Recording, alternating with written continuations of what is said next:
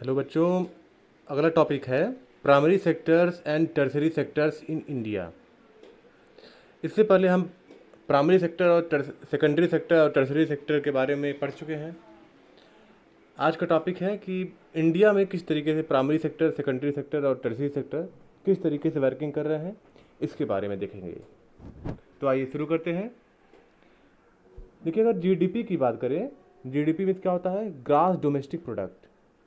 Means किसी भी country के अंदर जितने भी गुड्स या सर्विसेज एक साल के अंदर बन रहे हैं, उनका जो वैल्यू है, जो फिनिश्ड गुड या सर्विसेज जो एक साल के अंदर बन रहे हैं, उनका जो वैल्यू है क्या बोलते हैं?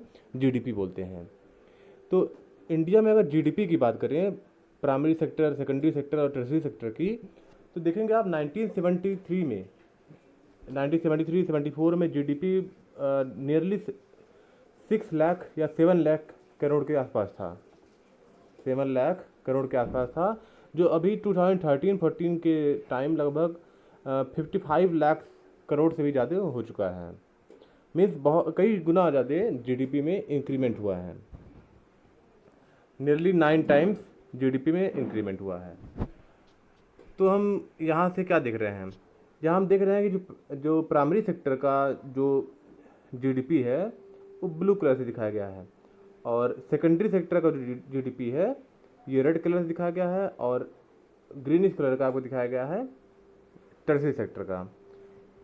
अगर हम 1973-74 की बात करें, तो जो जीडीपी का जो बड़ा योगदान था उसमें प्राइमरी सेक्टर का ज़्यादा योगदान होता था, और उसके बाद टर्सरी सेक्टर का, फिर सबसे कम जो पार्टिसिपेशन था वो किसका था? सेकेंडरी सेक्टर का।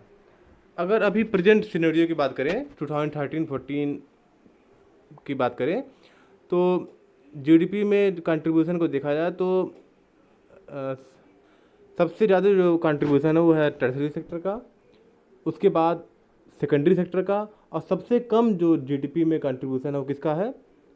प्राइमरी सेक्टर का। यानी जीडीपी में सबसे बड़ा कंट्रीब्यूशन किसका हो गया है?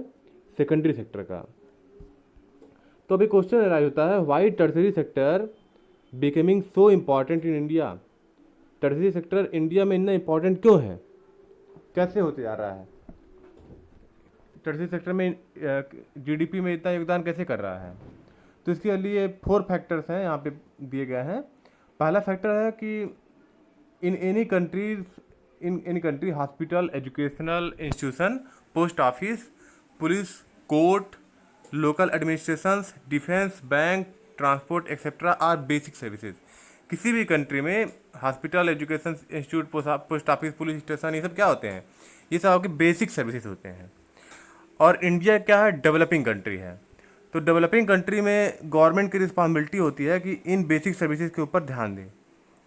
तो इसलिए यहाँ पे ढेर सारी मात्रा में क्या हो रहे हैं? एम्प्लॉयमेंट बढ़ते जा रहा है इस सेक्टर में। गवर्नमेंट ध्यान भी दे रही है और एम्प्लॉयमेंट भी क्या होते जा रहा है? बढ़ते जा रहा है।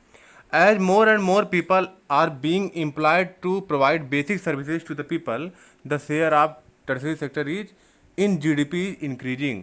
क्योंकि अब टर्सरी सेक्टर, क्योंकि बेसिक सर्विसेज की ज़रूरत है, और इन ज़रूरतों को पूरा करने के लिए एम्प्लॉयमेंट को बढ़ाना भी ज़रूरी है। तो क्योंकि बेसिक सर्विसेज बढ़ रहे हैं, इसीलिए एम्प्लॉयमेंट की संख्या भी बढ़ रही है, और जीडीपी में इसका कंट्रीब्यूशन भी क्या हो रहा है? बढ़ते जा रहा है। तो यानी हम कह सकते हैं बेसिक सर्विसेज के नीड्स के बढ़ने की वजह से टर्सरी सेक्टर का क्या हो रहा है? इंक्रीमेंट हो रहा है। दूसरा क्या है? The development of agriculture and industry lead to the development of services such as transport, trade, storage. देखिए, एग्रीकल्चर और इंडस्ट्री के सेक्टर में ग्रोथ होने की वजह से, देखिए आप, जीडीपी में कहीं ना कहीं प्राइमरी सेक्टर में भी कुछ ग्रोथ हुआ है, और सेकेंडरी सेक्टर में क्या हुआ? ग्रोथ हुआ है। तो प्राइमरी और सेकेंडरी सेक्टर में ग्रोथ होने की वजह से कुछ सर्विसेज जैसे ट्रांसपोर्ट, ट्रेड और स्टोरेज, इन सब चीज़ों में भी क्या हुआ है? इंक्रीमेंट हुआ है। तो एग्रीकल्चर और इंडस्ट्री के डेवलपमेंट की वजह से टर्सरी सेक्टर में भी क्या हो रहा है? डेवलपमेंट हो रहा है। और तीसरा क्या रीजन है? As the income level rises, people demand more services such as shopping centre, tourism, private schools, professional training centres etcetera. देखिए, जैसे ही, क्योंकि अब पहले लोगों के पास पैसे नहीं हुआ करते थे, अब क्या हो गया है? लोगों का इनकम लेवल बढ़ते जा रहा है। जब इनकम इनकम लेवल बढ़ रहा है उसकी वजह से क्या हो रहा है, लोगों को शॉपिंग करने का शौक बढ़ रहा है, घूमने फिरने का शौक भी क्या होते जा रहा है, बढ़ते जा रहा है। और private school, professional training centre, ये सब क्या होते जा रहे हैं, इंक्रीमेंट होते जा रहे हैं।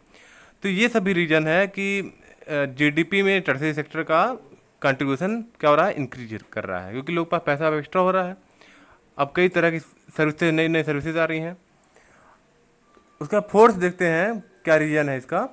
Over the past decade certain new services such as information and communication technology have become important and essential. कुछ सालों में, आज़ादी के बाद के कुछ सालों से क्या हो रहा है कि इंफॉर्मेशन टेक्नोलॉजी और कम्युनिकेशन टेक्नोलॉजी में बहुत ज़्यादा ग्रोथ हो रहा है। और ये भी किसके पार्ट है, आईटी और कम्युनिकेशन टेक्नोलॉजी किसके पार्ट हैं, ये सब टर्सरी सेक्टर के ही पार्ट हैं। तो हम कह सकते हैं कि बेसिक सर्विसेज का बढ़ना और एग्रीकल्चर और इंडस्ट्री का बढ़ना और इसके अलावा इनकम लेवल का बढ़ना और कई नई सर्विसेज जैसे इंफॉर्मेशन टेक्नोलॉजी और कम्युनिकेशन टेक्नोलॉजी, इन सब के बढ़ने की वजह से टर्सरी सेक्टर में क्या हो रहा है, बहुत तेज़ी से राइज हो रहा है। क्योंकि कई सर्विसेज, नई नई सर्विसेज आ रही हैं और लोग उसके लिए अफोर्ड भी कर रहे हैं, पैसा भी खर्च कर रहे हैं। ठीक है, तो यही मेन रीज़न है कि टर्सरी सेक्टर में टर्सरी सेक्टर का जीडीपी में योगदान बढ़ते ही जा रहा है। अब देखिए, where are the most of the people employed. अब हम जीडीपी की बात किए तो सबसे बड़ा योगदान किसका था जीडीपी में, टर्सरी सेक्टर का।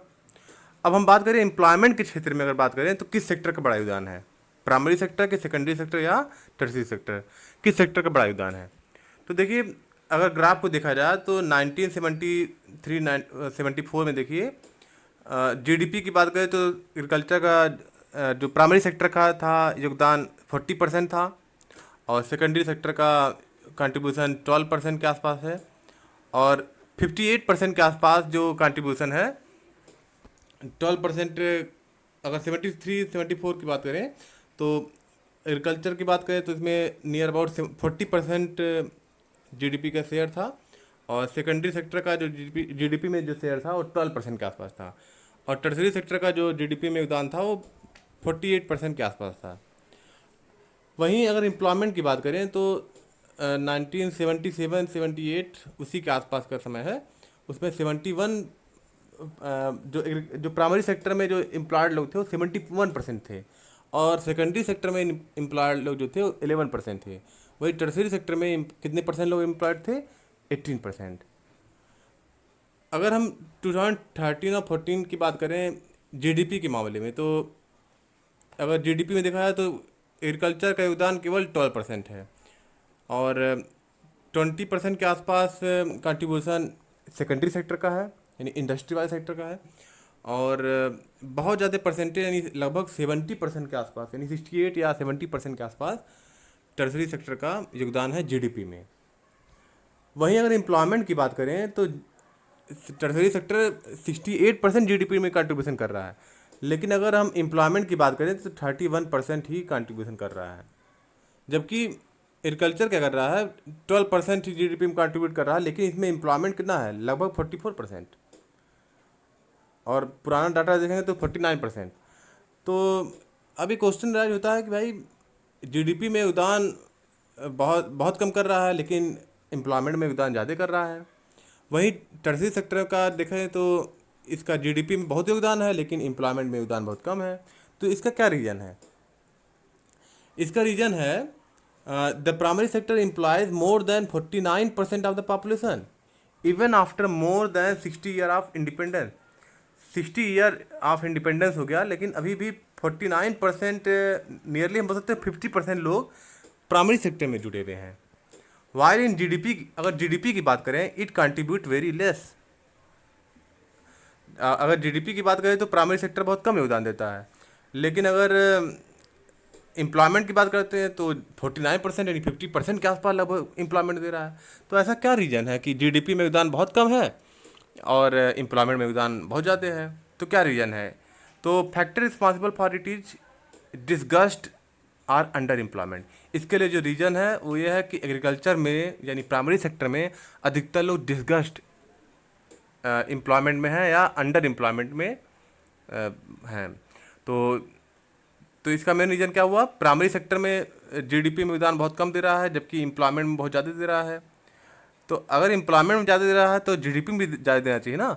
तो ऐसा क्यों नहीं हो पा रहा? क्योंकि इसके लिए रीज़न है कि डिस्गस्ट एम्प्लॉयमेंट इन एग्रीकल्चर या प्राइमरी सेक्टर। अब ये क्वेश्चन अराइज होता है कि डिस्गस्ट अनएम्प्लॉयमेंट होता क्या है। देखिए, disguised unemployment is a kind of unemployment in which there are people who are visibly employed but are actually unemployed. Disguised unemployment में क्या होता है? इसका मतलब ये होता है कि वह अनएम्प्लॉयमेंट जिसमें लोगों को लगता है कि हाँ हम काम कर रहे हैं, लेकिन एक्चुअली वे कोई भी काम नहीं कर रहे हैं। मतलब ये है कि अगर मतलब जैसे मान लीजिए एग्रीकल्चर में है तो कई लोग ऐसा काम कर रहे हैं जिनके रहने न रहने से प्रोडक्शन में कोई बड़ा इफेक्ट नहीं पड़ेगा।